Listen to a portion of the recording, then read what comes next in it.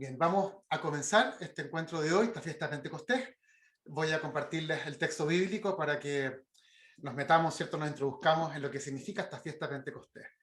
Vamos a ver hoy día el texto de la primera lectura del domingo, no del Evangelio. El texto del Evangelio ya lo escuchamos en este tiempo pascual, pero creo que es bonito poder profundizar en la primera lectura que nos habla de esta fiesta de Pentecostés. La lectura está tomada de los Hechos de los Apóstoles, el capítulo 2. En el nombre del Padre, y del Hijo, y del Espíritu Santo. Amén. Al llegar el día de Pentecostés, estaban todos reunidos en el mismo lugar. De pronto vino del cielo un ruido, semejante a una fuerte ráfaga de viento, que resonó en toda la casa donde se encontraban. Entonces vieron aparecer unas lenguas como de fuego, que descendieron por separado sobre cada uno de ellos. Todos quedaron llenos del Espíritu Santo y comenzaron a hablar en distintas lenguas, según el Espíritu les permitía expresarse. Había en Jerusalén judíos piadosos, venidos de todas las naciones del mundo. Al oírse este ruido, se congregó la multitud y se llenó de asombro, porque cada uno los oía hablar en su propia lengua. Con gran admiración y estupor decían: ¿acaso estos hombres que hablan no son todos galileos? ¿Cómo es que cada uno de nosotros los oye en su propia lengua? Partos, medos y elamitas, los que habitamos en la Mesopotamia o en la misma Judea, en Capadocia, en el Ponto y en Asia Menor, en Frigia y Panfilia, en Egipto, en la Libia Cirenaica, los peregrinos de Roma, judíos y prosélitos, cretenses y árabes, todos los oímos proclamar en nuestras lenguas las maravillas de Dios. Vamos a pedirle al Señor que este encuentro de hoy nos ayude a profundizar en este importante episodio de la vida de la Iglesia y de la vida del Señor, que no solamente la palabra la podamos entender, sino que podamos vivirla, es lo que le vamos a pedir especialmente hoy día al Señor. Tal vez lo primero que quisiera comentarles, mientras les muestro una foto bonita de Pentecostés, que siempre ayuda, es una de las fiestas lindas, ¿cierto?, que tenemos en la tradición cristiana. Es una tradición que heredamos del mundo judío, voy a partir por ahí la explicación de hoy, pero solamente decirles del Evangelio que hemos escuchado una primera cosa de cómo nos queremos como aproximar a esta fiesta. Lucas la ubica 50 días después de la Pascua. Vamos a ver por qué Lucas la ubica en ese día. Pero en verdad, Pentecostés o la fiesta del Espíritu que desciende sobre los apóstoles, sobre los discípulos, es una fiesta que sucede en el momento de la crucifixión de Cristo. Es en la cruz donde Cristo exhaló su espíritu. Y de hecho vamos a ver en los textos que aparece Cristo resucitado, donde se encuentra con sus discípulos, Cristo les derrama el espíritu a ellos también recién resucitado. No es algo que pase después, sino que es algo que pasa en el momento de la resurrección. Y para entender esto, nos vamos a ir a la tradición del Antiguo Testamento a entender qué es lo que es esta fiesta. Los judíos actualmente, bueno, y en la época de Cristo, tenían tres grandes fiestas que eran las tres peregrinaciones que hacían ellos a Jerusalén, al santuario de Jerusalén. La primera de estas fiestas es la Pascua, que es la fiesta más importante de todas, ¿cierto? Es una fiesta que está vinculada con una segunda fiesta, que es la fiesta de las semanas, que es la fiesta del Shavuot, que es la fiesta de Pentecostés, que vamos a explicar de dónde viene este nombre, qué es lo que significa. Y la tercera fiesta es la fiesta de las tiendas, en la fiesta de las chozas. La última peregrinación que tuvimos a Tierra Santa, que fue el mes de octubre, estaban celebrando ellos las chozas y ponen en todas las casas unas pequeñas ponen como unas ramadas nuestras, con ramas hacen unas pequeñas como habitaciones en los patios, incluso en los restaurantes ponen estas pequeñas ramadas y es como para recordar los años que vivieron ellos en el desierto, en esta vida como más nómada que tuvieron en el desierto. Esta fiesta, que es la segunda de la tradición judía, y es muy importante, es una fiesta que congrega directamente la entrega de las tablas de la ley a Moisés en el monte Sinaí. Es una fiesta importantísima, vamos a descubrir por qué. Sucede 7 semanas después de la Pascua. 7 semanas después de que huyen de Egipto y que atraviesan el Mar Rojo, es cuando se va a celebrar esta fiesta. Dios entrega a Moisés la ley, y la ley sabemos que es fundamental para la tradición de Israel. Entonces es una fiesta que ellos se preocupan mucho de celebrar. ¿Por qué? Porque tal vez la diferencia que tiene el pueblo de Israel con los otros pueblos es precisamente que ellos tienen una ley que les ha sido dada por el mismo Dios. Se llama también lo encontramos en algunos textos bíblicos, la fiesta del juramento. Esto lo encontramos en Éxodo 34. Ahí aparece esta fiesta de las semanas, ¿ya? 7 semanas después de Pentecostés, después de la Pascua. La fiesta de los juramentos, que se le llama a esta misma fiesta, tiene que ver con la fiesta de la alianza. Cuando Moisés recibe la Torá, la ley, se establece la alianza. Y es muy bonito porque en la tradición de Israel, celebrar es volver a recibir este don. Eso es lo que significa estas celebraciones para Israel. Entonces, cada año cuando se celebra esta fiesta, es como si ellos volvieran a recibir la ley. Pentecostés es un término más bien griego, o sea, es griego, digamos, no más bien, y significa, son los 50 días, Pentecostés son los 50 días. ¿Qué es lo que son? Fíjese, son 7 semanas, cada semana tiene 7 días, son 49 días, más 1. Este 7 por 7, el 7 es el número de la plenitud, ¿cierto? Son los 7 días de la creación. En el Nuevo Testamento también vamos a encontrar este 7 como signo especial de plenitud. El Cordero del Apocalipsis tiene 7 cuernos, que son las potencias, es la plenitud del poder del Señor. Contrastando con esto, el demonio, el número del demonio es el 6. El 666, que aparece es el número de la bestia, ¿cierto? En el Apocalipsis, es uno que nunca alcanza a llegar a la plenitud. Sin embargo, se presenta como si fuera pleno, pero nos engaña, porque no llega a esa plenitud. Es el 666. El 7, en cambio, es el número de esta plenitud.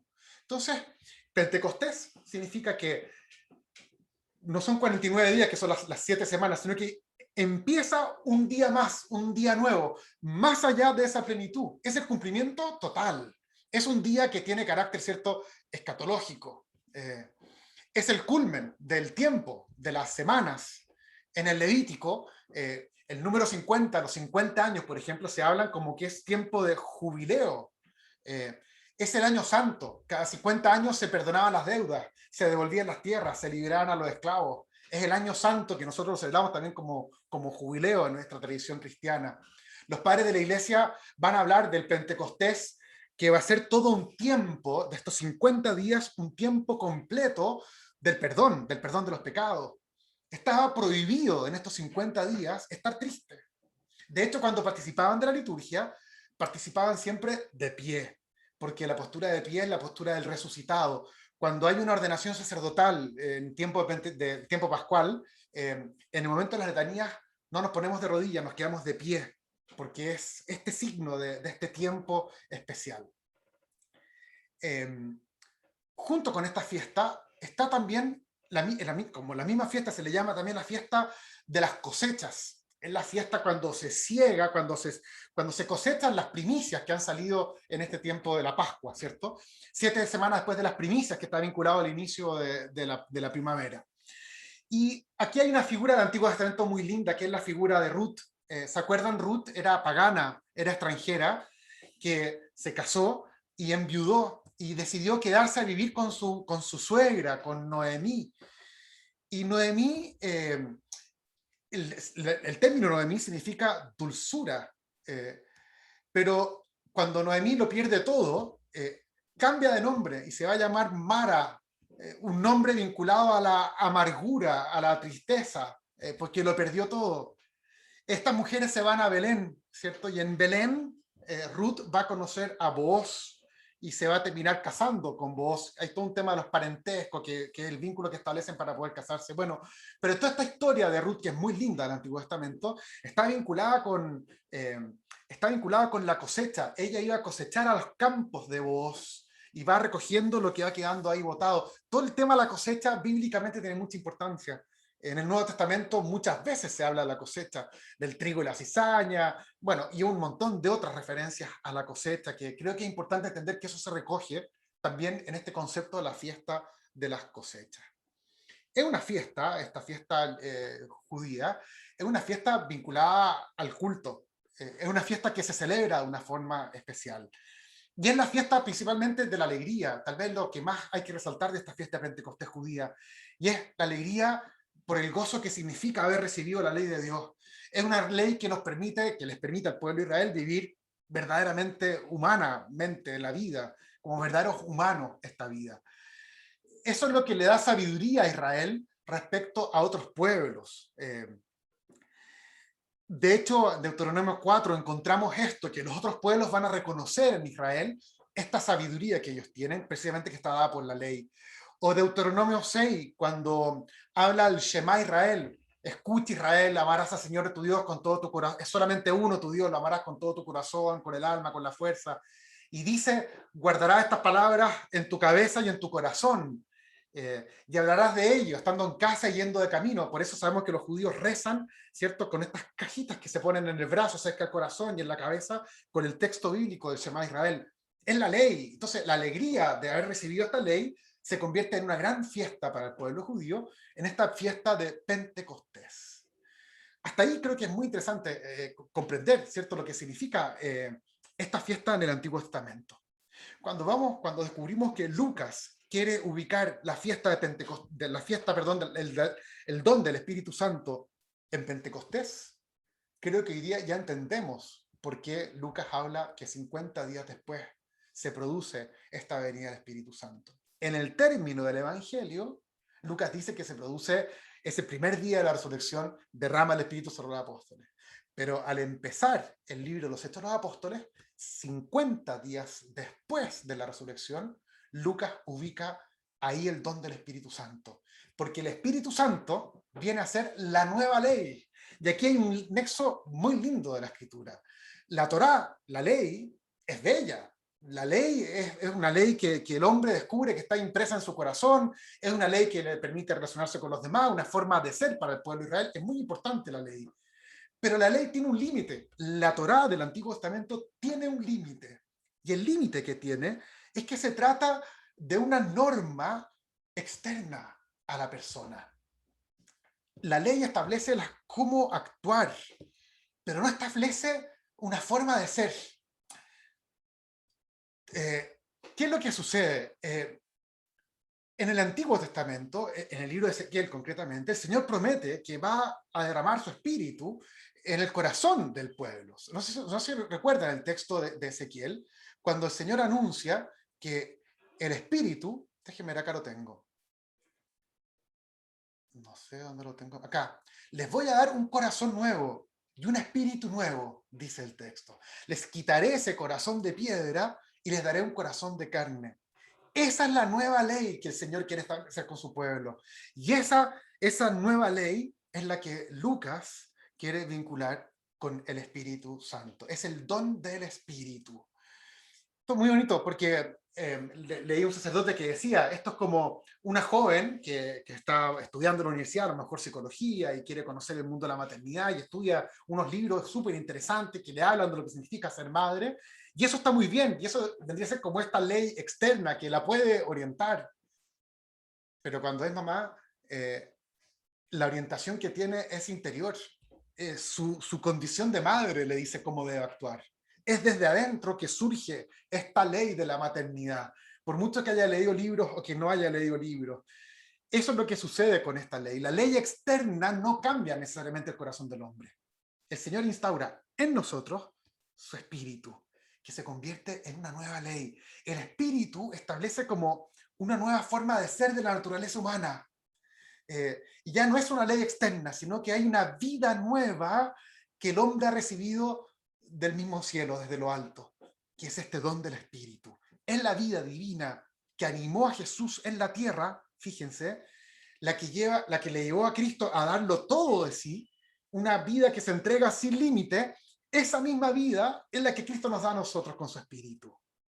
Esta vida que no termina con la muerte de Cristo, precisamente lo que experimentan los discípulos con el misterio de la resurrección de Cristo. La vida biológica se acabó de Cristo. Cristo no volvió a la vida como Lázaro. Cristo se introdujo en la vida divina, porque esta vida que lo llevó a donarlo todo, trasciende. Y para eso no basta con el ejemplo de lo que Jesús dice o hizo, sino que nos comunica a nosotros esa misma vida. Esa comunicación de la vida divina, lo conocemos como esta fuerza divina, es el don del Espíritu Santo. Ya no nos guía una ley externa, sino que la vida nueva consiste en esta nueva ley. Dar la vida por los demás no nos viene como una imposición externa, sino que nos viene de nuestra condición de hijos de Dios. Por eso Lucas pone este don del Espíritu Santo en este día de Pentecostés. El Espíritu va a ser el que sustituye la Torá. La Torá sigue siendo importante y sigue siendo un mínimo a cumplir, a conducir, ¿no? Es una guía mínima la Torá. Pero lo que nos mueve a nosotros no es la Torá, no son los 10 mandamientos de Moisés, sino que el mandamiento de Cristo. Vamos al texto. Es cortito lo que les quiero decir del texto, porque lo hemos conversado en otras oportunidades también, pero algunas palabras importantes sobre el texto. Bueno, ya sabemos lo que es la fiesta de Pentecostés, ¿cierto? Estaban los discípulos reunidos en un mismo lugar, dice. Sabemos que el lugar del cenáculo, el lugar de la última cena, el lugar donde se encuentran con Cristo resucitado, ahí, estando reunidos ahí en Jerusalén, en la nueva Sion, que se llama, que se convierte después en el barrio cristiano, ahí, estando con las puertas cerradas, dice, estaban 10 discípulos reunidos en el cenáculo, porque no estaba Tomás y no estaba Judas tampoco. Están con las puertas cerradas, unas puertas cerradas que no son físicas solamente, sino que son las puertas teológicas, una expresión teológica. Están con las puertas cerradas porque todavía no experimentan al resucitado, no conocen a Jesús resucitado. En ese contexto Jesús se encuentra con ellos, pero en una situación diferente. Jesús no ha regresado a la vida, como decíamos, sino que ha entrado en la vida divina. Y ellos son capaces de percibir a Cristo en esa nueva condición, en esa nueva vida divina. Para ver al resucitado, les recuerdo lo que hemos hablado otras veces, necesitamos el orao, no el blepo. ¿Se acuerdan? El blepo es el conocimiento más científico, pero para ver al resucitado, como lo hicieron los discípulos ese día, necesitamos tener esa mirada espiritual, esa mirada creyente. De hecho, Jesús no aparece, sino que es visto. Es el comienzo de una nueva presencia, este misterio de la resurrección de Cristo. Y al encontrarse con sus discípulos, ¿qué es lo que hace? Sopló dentro de ellos, al corazón. Es muy bonito porque este soplo que aparece es el ruaj, la expresión es ruaj, es la misma expresión que aparece en la creación del mundo. Cuando Dios creó el mundo, el espíritu revoloteaba sobre las aguas, dice el Génesis. Y después cuando Dios tomó el barro y formó al hombre, dice el texto del Génesis que Dios sopló el espíritu de vida sobre ellos. Podríamos decir que ese es el espíritu de la vida biológica, que también tiene su origen en Dios, porque todo tiene el origen en Dios. Bueno, aquí en Pentecostés, el Señor vuelve a soplar sobre ellos, porque nos habla Pentecostés de una nueva creación. El Señor establece en nosotros un nuevo comienzo. Esta ruaj, este espíritu que aparece, nos recuerda a la manifestación, habla de un viento huracanado primero que llenaba la casa, ¿cierto? Este viento huracanado nos recuerda cuando Dios se manifiesta a Elías en el Horeb, un huracán violento, dice el texto del primer libro de los Reyes, que descuajaba los montes y resquebrajaba las rocas. ¿Por qué? Porque se trata de una fuerza que es divina, una fuerza que es sobrehumana. Donde llega el espíritu, nada se mantiene como antes.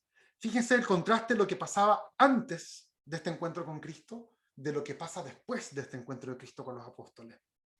O lo que pasa, por ejemplo, en la vida de Zaqueo. Zaqueo tenía una vida de una forma, se encuentra con Cristo y lo cambió todo. Me encanta una frase que aparece en la película, en la serie de Chosen, en el primer capítulo, no, perdón, aparece en el segundo capítulo, cuando María Magdalena ya se ha convertido, perdón por el spoiler que les estoy dando, lo que no han visto la serie, pero véanla porque vale la pena verla, se encuentra con Nicodemo ella. Y Nicodemo le dice, pero tú eres la misma que estabas poseída, ¿qué es lo que te pasó? Espérense, que algo aquí se agrandó. Denme un segundo, que hay un problema con la cámara. Denme un segundo. Espérense, que algo pasó acá. Dame paciencia.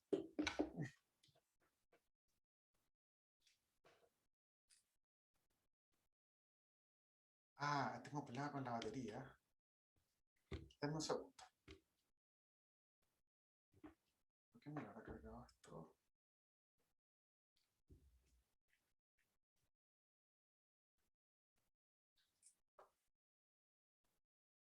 Déjenme ver si lo logro arreglar. Si no, voy a tener que cambiar de cámara para que por favor continuar con esto, perdón.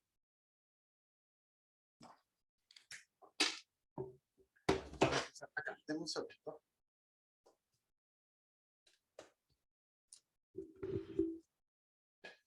Ahí sí. Ahí se alcanza a ver, ¿cierto? Sí, ya. Perdón por la interrupción, pero ahora seguimos.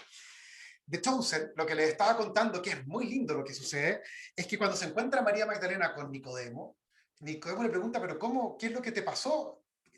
Y ella le dice, mira, yo no sé. Yo era de una forma y hoy día soy de una forma totalmente distinta. Y lo que pasó entre medio es Cristo, es Él. Miren qué interesante. Eso es lo que produce el Señor. Eso es lo que produce la vida que Cristo nos ofrece. Eso es la conversión. Y eso es también Pentecostés. O por ejemplo lo que pasó en la iglesia en el siglo XX con el Concilio Vaticano II, que fue una acción del Espíritu. ¿Qué es lo que hace el Espíritu? Bueno, lo remeció todo en la iglesia y lo transformó todo. Eso es precisamente lo que significa Pentecostés para nosotros en nuestra iglesia. Dice el texto que descendió sobre ellos el Espíritu como lenguas de fuego. Nosotros ya lo hemos visto otras veces, pero en el fuego en el Antiguo Testamento constantemente es imagen de Dios. Tenemos la zarza ardiente que habla, ¿cierto? Que ahí se escucha la voz de Dios en esta zarza ardiente. O tenemos la columna de fuego que conduce al pueblo de Israel a través del desierto.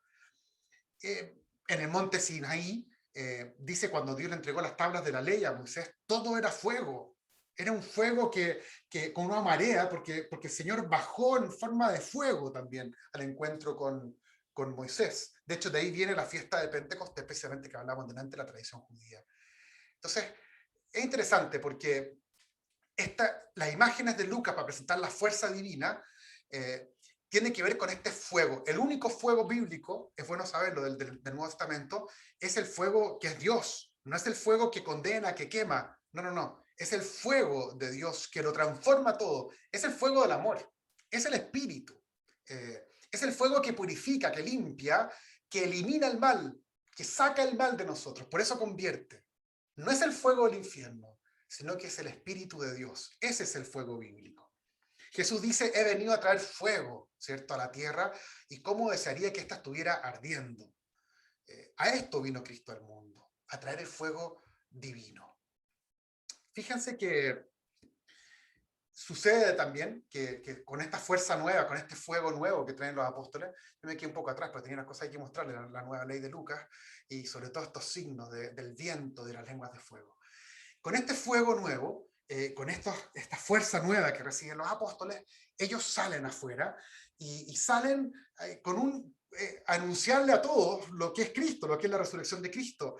Y sucede algo muy bonito, que el texto que se contrapone tal vez con este texto de Pentecostés es el texto de la Torre de Babel. En la Torre de Babel, esto sucede antes de que empiece la historia humana, antes de Abraham, en la Torre de Babel el hombre quiere ser como Dios y para eso deciden construir una torre alta, ¿cierto? Para llegar al cielo. Y lo que le pasó al hombre en el camino es que cuando quiere ser como Dios, el hombre en verdad llega muy alto, pero se vuelve contra sí mismo y contra el prójimo. Bueno, basta que miremos un poco lo que pasa en nuestras ciudades o en nuestra cultura y nos damos cuenta que el hombre está contra el hombre. Es como inconcebible lo que pasa en Israel, Palestina, lo que pasa en Colombia, lo que pasa en Chile, lo que pasa en Venezuela, lo que pasa en tantos lugares donde hay una crisis del hombre contra el hombre. Eso es precisamente lo opuesto a Pentecostés. La Torre de Babel es signo de la división. El hombre que se engrandece a sí mismo, que quiere ocupar el lugar de Dios, termina destruyendo a su hermano, dividiéndose con su hermano. Y el camino, tal vez, de la humanidad, vemos que es un camino de separación entre el hombre, entre unos y otros. Pentecostés es justo lo contrario. Pentecostés es un camino del retorno a esa unidad primera. Y es muy bonito porque lo que propone el texto es que ya no hay división de idioma. Claro, hablar un idioma u otro nos divide a unos de otros, pero en Pentecostés los apóstoles conocen un idioma que es el lenguaje nuevo, que es el lenguaje que usamos en la iglesia, que es el lenguaje de la caridad. Ese es un lenguaje que todos lo entienden. El amor, todos lo entienden. No necesita traducción este lenguaje de la caridad. Y esto es significativo que entendamos que, claro, algunos lo interpretan como que hablaban en lengua y que son dones, sí, también, pero el verdadero lenguaje que el Espíritu derrama sobre nosotros es el lenguaje precisamente de la caridad. Vemos que hay un lenguaje entre nosotros, como les decía, que es un lenguaje que divide, que separa, es un lenguaje de odio fuerte, lo vemos hoy día sobre todo en las redes sociales y un montón de cosas que nos toca ver. Hay un lenguaje nuevo que nosotros tenemos que aportar al mundo, que tiene que ver con este espíritu que ha hecho de nosotros hombres y mujeres nuevos, para que transformemos el mundo en un mundo nuevo, precisamente con un idioma nuevo, que es este idioma, este lenguaje de la caridad. En definitiva, lo que hay que anunciarle a todas las naciones, que el envío que le hace el Espíritu, que le hace el Señor a los discípulos, anúncienle a todos los pueblos las maravillas de Dios. Su Hijo, el Hijo de Dios, ha entrado en la vida. La vida humana no llega hasta la tumba, sino que ahora vivimos una vida que se llama vida divina. Y eso es lo que debemos llevar a toda cultura, y es la responsabilidad nuestra también. En la cultura actual tenemos el desafío de dar este gran anuncio. Anunciamos las maravillas del Señor y todos la pueden comprender en un lenguaje en que todos sean capaces de comprenderla. Hasta ahí, perdón por la vuelta larga, pero creo que era importante partir con la fiesta judía y después entrar en este texto bíblico de los Hechos de los Apóstoles. No sé si ustedes quieren comentar algo, voy a compartirles para que puedan, para que puedan hablar los que quieran.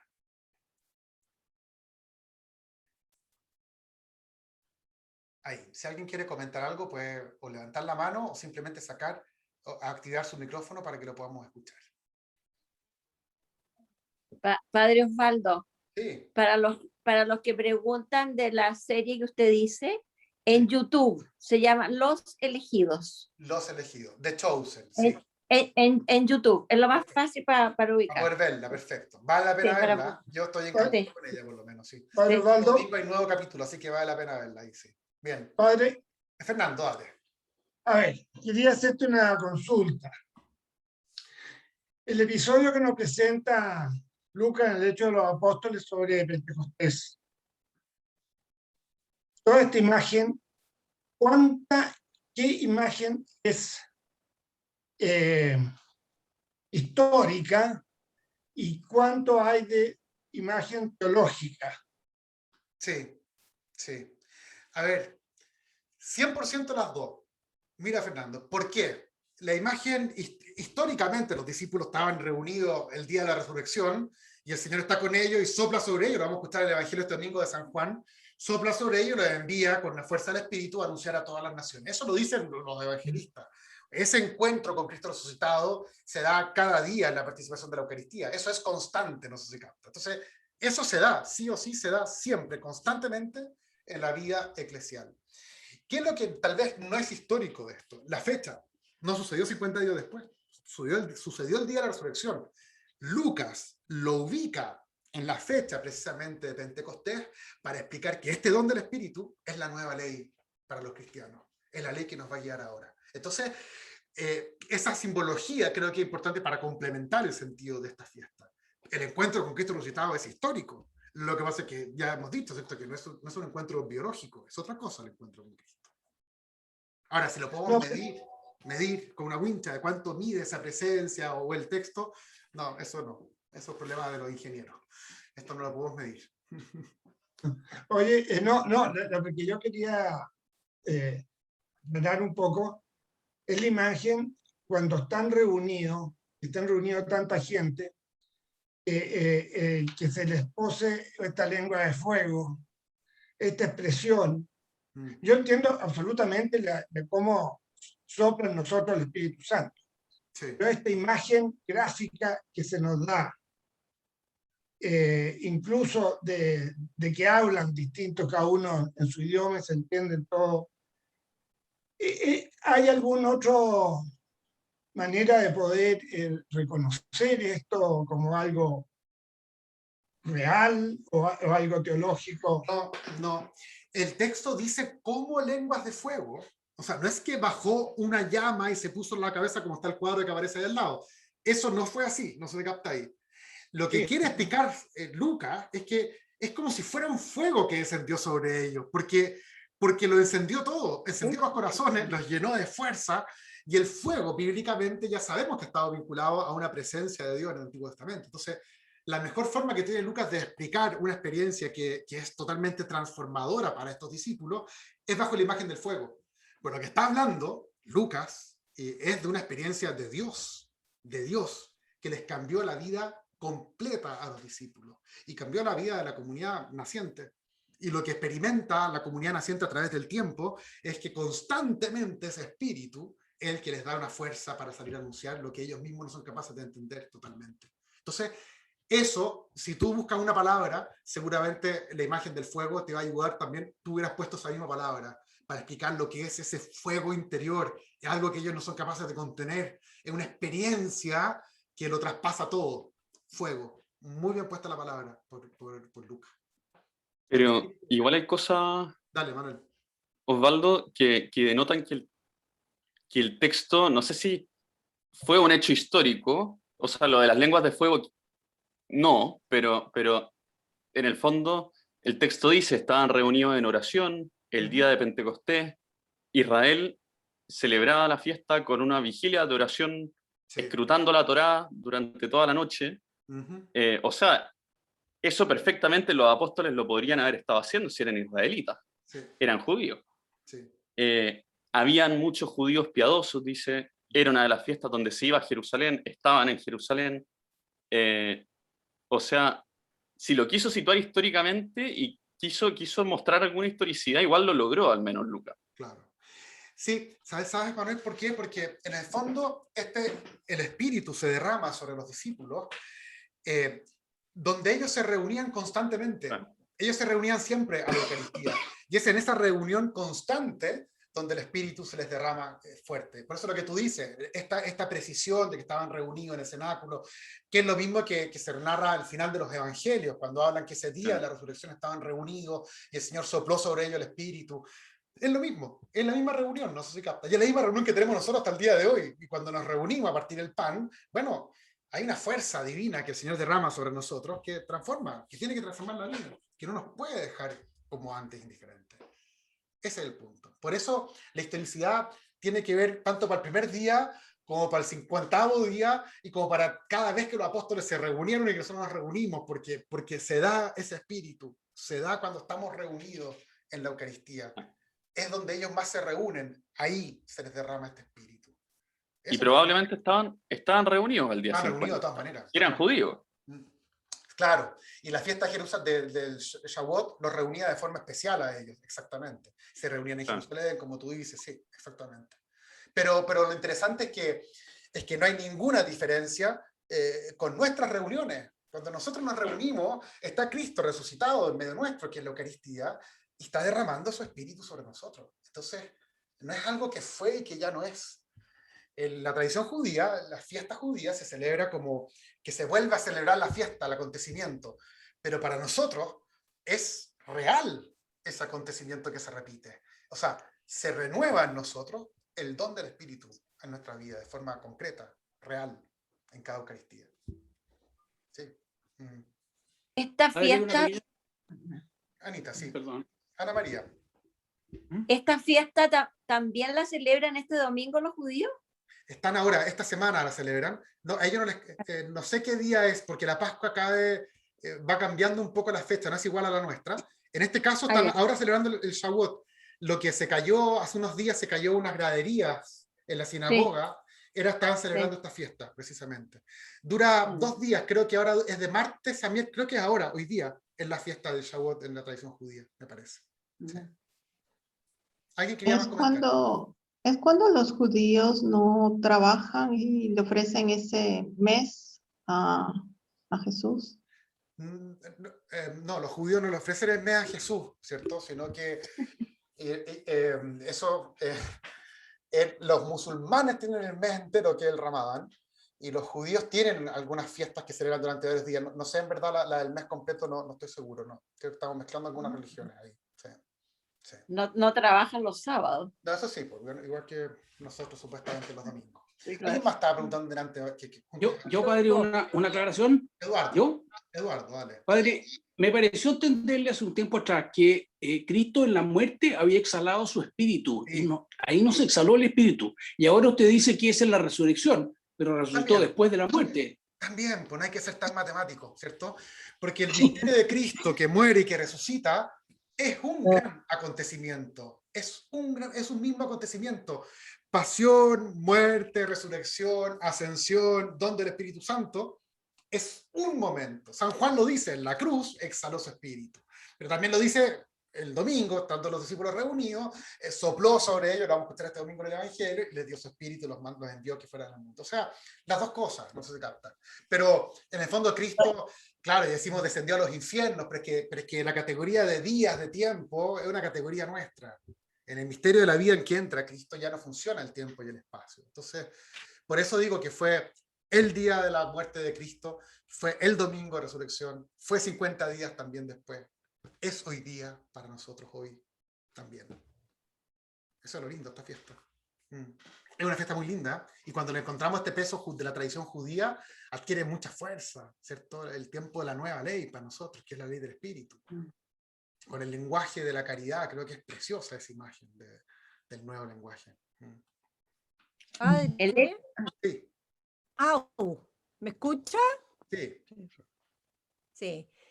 A mí me pasa que con la referencia, digamos, a la religiosidad del pueblo judío, yo siento que los apóstoles tienen una experiencia distinta al minuto que conocen a Jesús, digamos. Me cuesta pensar que siguieron como en forma paralela con su tradición tan presente, porque la tradición tan presente igual implica que ellos siguen reconociendo al Señor, al Dios de Israel, cuando en el fondo ellos desde el día uno, a medida, digamos, de las capacidades de cada uno, van interiorizándose de esta nueva ley que es la alianza, que es el amor, que es justamente haber venido a cambiar las cosas. Me cuesta pensar, digamos, que después de la muerte de Jesús como que todo siguió igual y siguieron con sus tradiciones, sus fechas. Entiendo la referencia que es importante. No. Pero Te cuento algo que tenemos testimonio de que el sábado iban a la sinagoga y el domingo celebraban la Eucaristía. Mantienen ellos la tradición judía. Al principio, ellos lo que creían o sea, ellos pensaban que era el Mesías de Israel, no sé si captáis. Lo que pasa es que el resto de Israel no lo aceptó, pero ellos están convencidos que es el Mesías de Israel. Y lo que van a anunciar cuando se desegregan por distintos lugares, se disgregan por distintos lugares, van a anunciar eso. Y de a poco se empiezan a dar cuenta, ¿cierto? Que empiezan a tomar distancia de estas tradiciones judías. Están los cristianos judaizantes, que se llaman, que se mantienen sobre todo vinculados con el mundo de Jerusalén, y están los cristianos que están vinculados con el mundo pagano, con los romanos, con los griegos, y va a haber algunos conflictos entre ellos. Algunos de esos nos llegan, los hechos de los apóstoles, cuando la duda está si hay que hacerse judío para ser cristiano. Y ahí se decían que no hay que circuncidarse para después bautizarse. Y ahí se empieza como a producir ese quiebre un poco más directo, te diría yo, entre la tradición judía, y ahí se entiende que es un grupo distinto, más allá del judío. Sí. Yo me refería a esta primera comunidad que está reunida para Pentecostés, que son los 10, no los 12, y de los cuales, digamos, por así decirlo, están como a la espera de su corazón, y en ese minuto es cuando se produce precisamente la venida del Espíritu Santo en que transforma definitivamente la creencia. Eso es lo que... Sí. Mira, cuando digo son los 10 y no los 12, no está Judas, pero me refiero al texto del día de la resurrección, ese primer domingo en que se encuentran y Tomás no estaba, ¿cierto?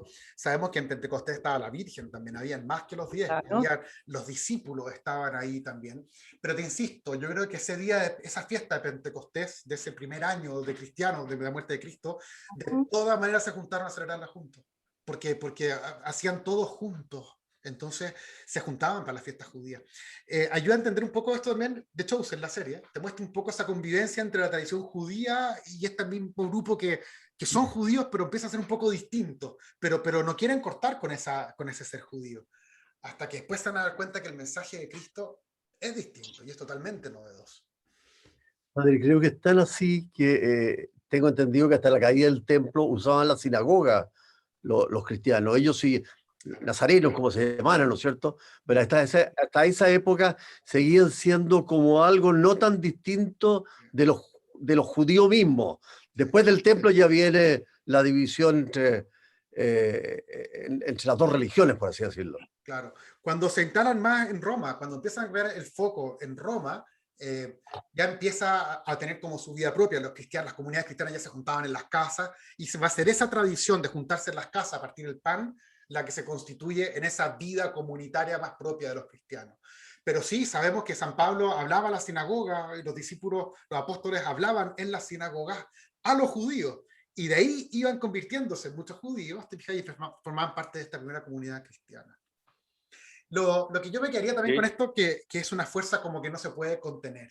Lo que sucede en verdad con este espíritu es que la primera comunidad naciente es imparable. Hasta el día de hoy, pues imagínate, eran 12 o 15 o lo que hubieran sido con este grupo de discípulos, y el espíritu hace que no se lo puedan guardar para ellos esta experiencia de Dios, sino que se convierte en una experiencia que se comunica, que se transmite y que lo va aprendiendo todo. Por eso creo que la imagen del fuego también es muy apropiada. ¿Algo? Sí. No, que ahí tomando un poco esta como imagen del fuego que a mí como que me hace mucho sentido en que cómo es que ilumina. Yo me imagino que un poco pasó eso en ese momento. Me imagino que lo que usaban para iluminar los espacios eran antorchas, ¿no es cierto? Y puede haber habido con esta ráfaga de viento, estas antorchas agarraron más fuerza, se iluminó más el espacio. Y eso es lo que de alguna manera hace el espíritu en nosotros, o sea, ilumina los momentos de oscuridad cuando necesitamos que ese espíritu actúe junto a nosotros en las dificultades, los dolores, no sé, pues, ilumina aquello que está oscuro en nuestra vida. Me imagino que un poco tiene que haber sido esa como la imagen, o sea, o como la gráfica, no sé, que pasó.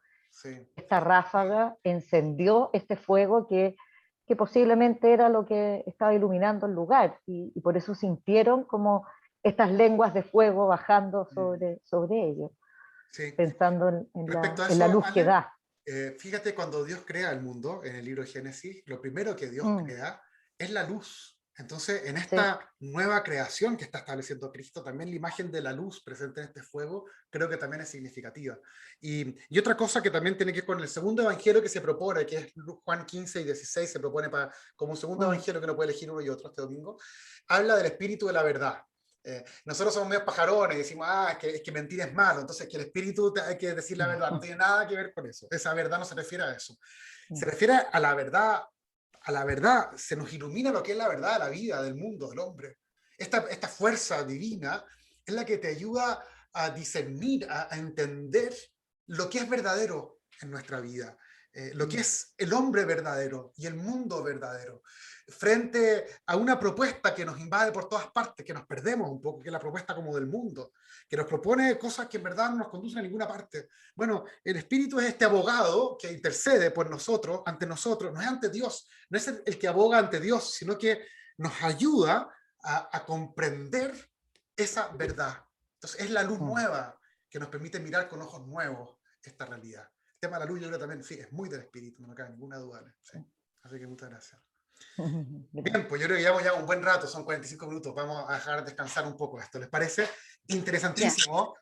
Preparen la misa este domingo, prepárenla con los textos bíblicos, métanse un poco, hay un montón de material que pueden encontrar, sobre todo que hoy día estamos todos medio expertos en internet, busquen, porque es lindísima esta fiesta del Espíritu, y creo que hay mucho más que sacarle para nuestra propia vida. Así que espero que todos estén bien, y espero que nos vayamos viendo estos días también en la celebración de la Eucaristía, así que ojalá vayan viniendo a poquito para poder reencontrarnos. Hasta luego, pues, ¿ya? Que estén bien. Gracias, padre. Que les vaya muy bien. Mucho gusto, ¿ya? Gracias, padre. Buenas noches. Un gusto verlos a todos, que les vaya muy bien.